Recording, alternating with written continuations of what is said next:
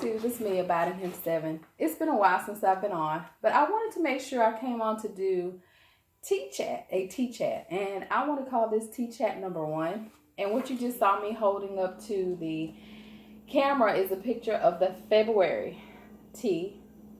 And I don't know if you remember me showing you the tea time calendar that I got when I purchased a bigger calendar.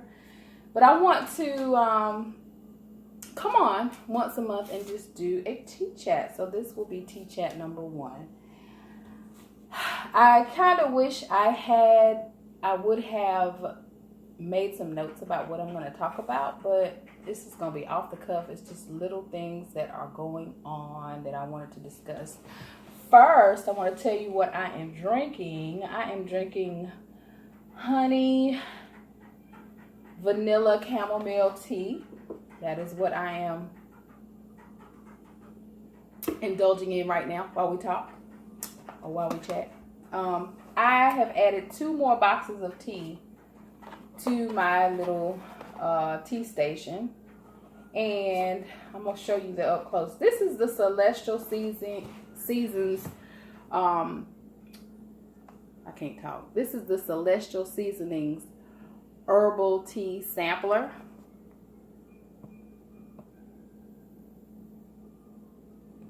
I did purchase this, and as you can see, it has 5 different types of tea. It's got chamomile, lemon zinger, peppermint, honey vanilla chamomile, which I'm drinking now, and sleepy time.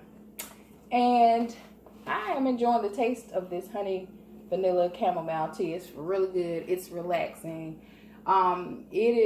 Today is Sunday, February 25th, and I don't know exactly what time it is. I'm thinking it's between 6 and 7 p.m. which is why I chose the chamomile. I went with that because I know that's more of a relaxing type of tea to bring me down into the evening on into the night. The other sampler that I bought was this, and this sampler, and there's 4 different teas in there. There's peppermint again, lemon, good night tea, and just chamomile by itself, and it looks like this.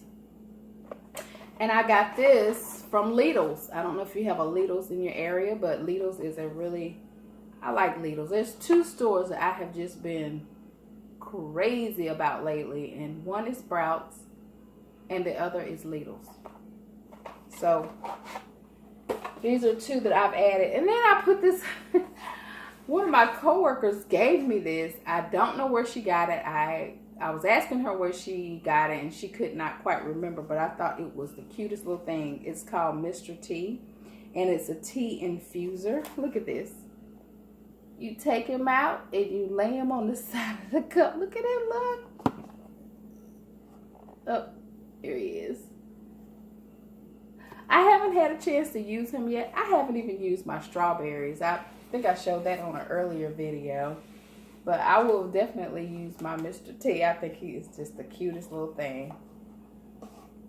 So anyway, I just wanted to chat about something that I have had on my mind quite a bit lately. And I don't even know where to quite begin to put this all into practice, but what I'm thinking these days is simplicity. Now, like if you look on YouTube, there's like tons of video about minimalism and living simply and all this kind of stuff. And man, it really, really interests me. I am interested in the minimal lifestyle, but I don't want to go crazy with it and own 10 items and that's it. But I thought the first thing that I needed to start with, step 1, is to work on my consumerism habit. I actually started thinking about that 2 years ago, and I was on this journey where I was determined to cut down on buying so many things, so many hair products, so many clothes, so many shoes, so many pairs of shoes, so many just stuff. Because I don't know, sometimes I just wouldn't feel complete unless I bought something. And I'm at the point now where I really want to try to deliberately not buy anything. And maybe just put myself on this just practice not buying anything. Maybe get through a whole week without purchasing something. Now, I'm not talking about something outside of my groceries, something outside of what we need to live. Okay, I'm not talking about the extras. I'm not talking about the essentials. I'm talking about the extras. So I think that's where I need to start. If y'all have any ideas, or anybody else out there has struggled with just buying stuff so much and just buying stuff that you don't need, and you've conquered it, and how you've conquered it, I'd like to know. Leave me a comment. Because I want to know what you did. But that's been on my mind so much lately. It's just like conquering this habit of going out and just buying stuff, just purchasing stuff, and I just want to get past it. Then once I conquer that part, then I can go on to like eliminating a lot of extra stuff that I have in the house. I've cut down quite a bit in the last maybe 6 or 8 months. I've donated a lot of stuff, but I've also been going in GCFs and different thrift stores and different boutiques and buying stuff that I haven't bought as much back into the house as I've taken out, but it's still more than what I really needed. So I'm working on that. I have never really had a bad problem with like purchasing brand new items out of stores. To me, clothing is just overpriced anyway. I would go out and I would treat myself to clothing, maybe like brand new clothing, maybe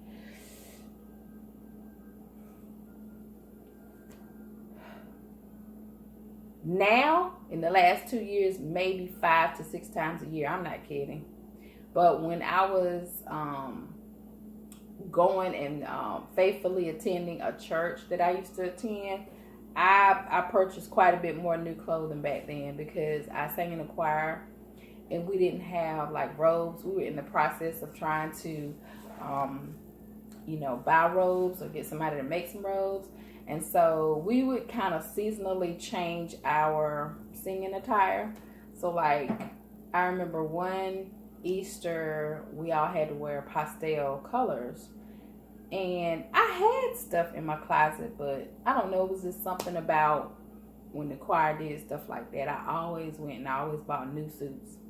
So even white, and everybody has white in their closet, but well, no, I couldn't wear my white that I already had. I had to go out and buy a new white suit. So I did quite a bit more shopping back then. And it was usually, the main time I did my shopping was when we had to wear different outfits for different singing occasions, or different holidays that we had to sing. Like Christmas, I would always buy a new red blouse. I'm serious. I mean, I had like so much stuff. But I don't know how I just went off on that tangent. Oh, I was explaining how many times a year I actually went shopping. So like now I'm much better with that. I attend church, but I attended like, I'm not like every single Sunday going to that church, and I can visit different churches. And the church that I go to the most, they don't really get into dressing up like the traditional church that I used to go to. They're not really into wearing certain colors and outfits and stuff like that. It's not that kind of church. So that cut out a lot of my shopping stuff. Most of the shopping that I do now is for my daughter, and she's growing real fast. And I buy a lot of her stuff from thrift stores too, and yard sales. But I do, if I go out and shop and buy, like, okay, yesterday I went shopping because I had to get some household stuff. And I wound up buying her an Easter dress. The dresses were just hanging there, and they were so pretty. And she was like, "Oh, mommy, this is so pretty." And I'm like, "Oh."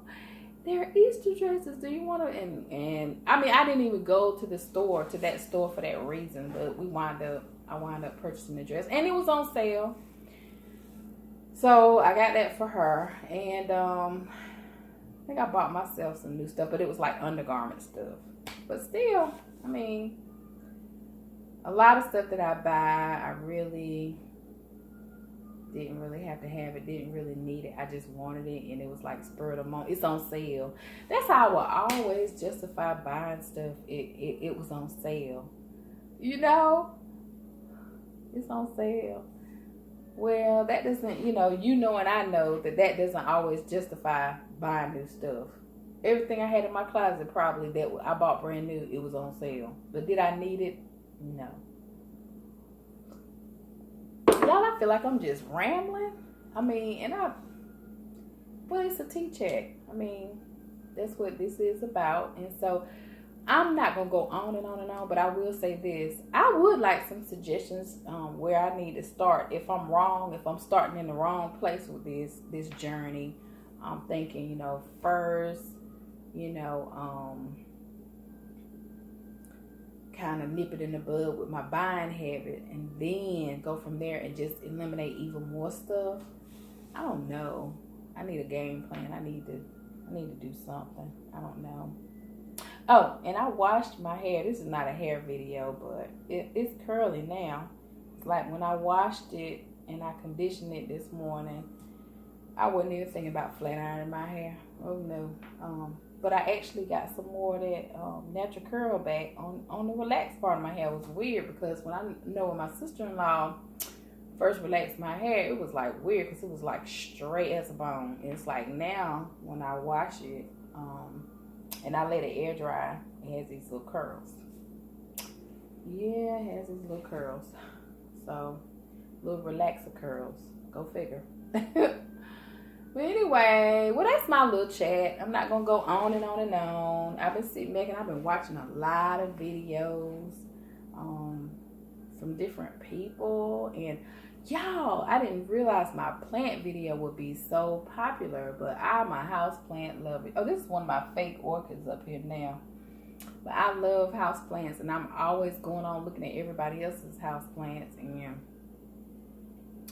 I just thought, okay, I'm bored. Let me do a house plant tour. And my goodness, I mean, I got a lot of views. But I also, from the people commenting, I got a chance to go see their plants. I mean, it was like really, really neat. And if you haven't checked out my candle video, which not a lot of people are looking at it, and I'm kind of surprised because that would have been the one that I would have thought that a lot of people want to see because people are so into candles now.